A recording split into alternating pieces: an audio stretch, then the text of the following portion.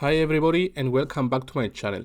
In this video I'm going to show you how to build an object detection and tracking system using a stereo camera setup.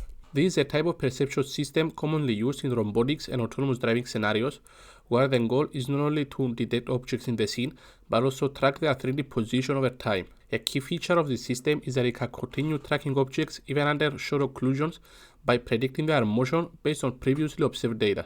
First, I will show you a quick demo of the system running, and then I will walk you through the code and explain how it works step by step.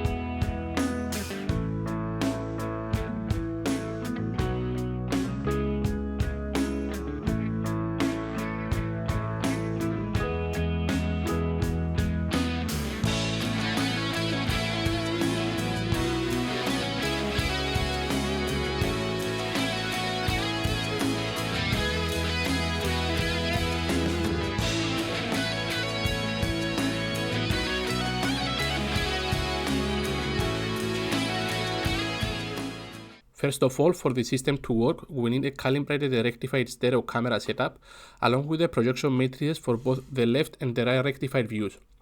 In this project, I'm using pre-rectified images and calibration data, but in a real system, this is an essential step.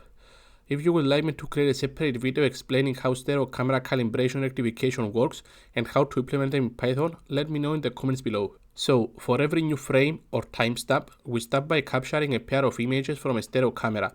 One from the left camera and one from the right camera. From these two images, we can compute a dense disparity map using the SGBM algorithm. The output of this step is a disparity value for every pixel, which represents the horizontal shift between the left and the right camera views. This provides the geometric information needed to estimate depth when combined with the stereo calibration parameters. At the same time, we run an object detection algorithm on the left camera image only. In this implementation, I use YOLO together with the board sort multi-object tracker. This allows the system to assign a consistent ID to each detected object and track it across frames. Board sort also includes a re-identification mechanism which helps the tracker recognize objects after short occlusions. However, it is important to note that this works reliably only for brief occlusions. If an object disappears for a long time, the tracker may fail to re-identify it and will just assign a new ID when the object appears again in the scene. Next, for every object that has been detected at least once, we apply the prediction step of a Kalman filter, even if the object is not detected in the current frame. This allows the system to estimate where the object should be next based on its past motion. Unlike standard 2D tracking, this Kalman filter operates in 3D space, tracking the object's position, velocity, and acceleration. This makes the prediction physically meaningful and much more robust during occlusions. After the prediction step, we compute the actual 3D position of every object that is detected in the current frame. This is done by triangulating the object's location using the stereo camera projection matrices and the image coordinates of the object. Since the stereo images are rectified and we already have a dense disparity map, we can easily find the corresponding points in the right image and compute the object's 3D coordinates. Once we have the 3D measurement, we apply the Kalman filter update step, which combines the predicted state with the new measurement. This produces a refined and stable estimate of the object's position relative to the camera. Finally, the results are visualized. On the camera view, green bounding boxes represent objects that are actively detected in the current frame, while blue bounding boxes represent prediction-only tracks, objects that are temporarily occluded but still being tracked by the Kalman filter that we implemented before. In addition to the camera view, a top-down bird's-eye view is also shown, which makes it much easier to understand the depth and spatial relationships between objects in the scene. By the way, I will leave some links in the description explaining the theory behind those algorithms for anyone interested in diving deeper into this stuff.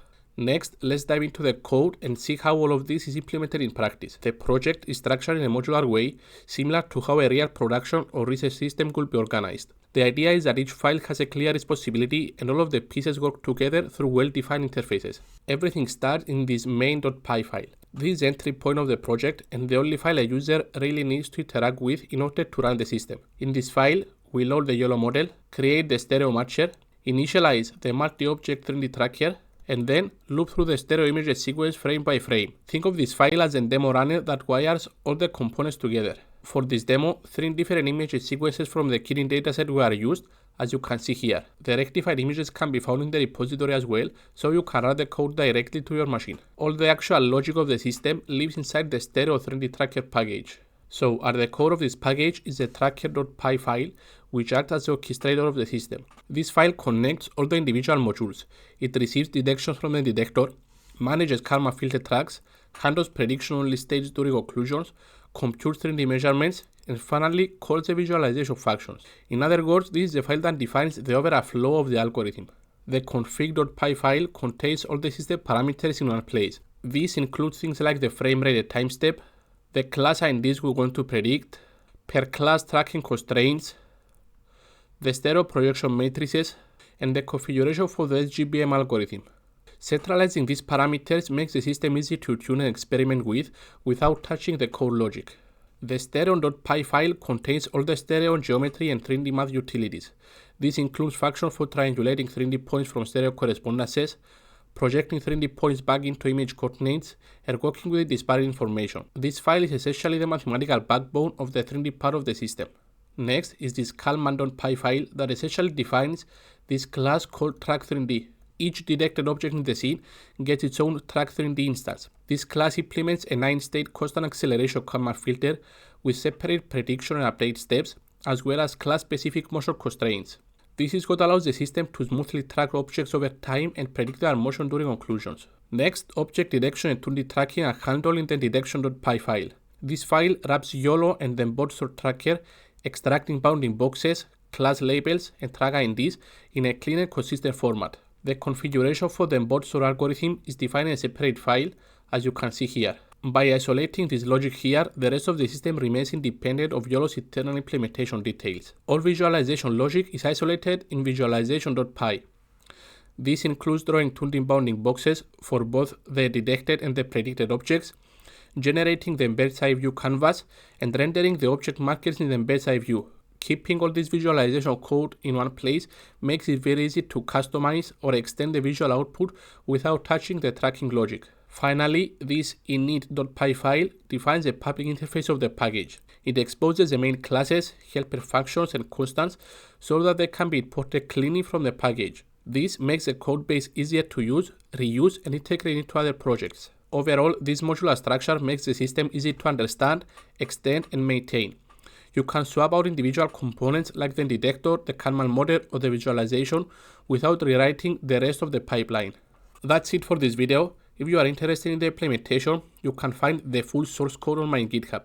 The link is in the description. I hope you found this video useful and enjoyed the walkthrough.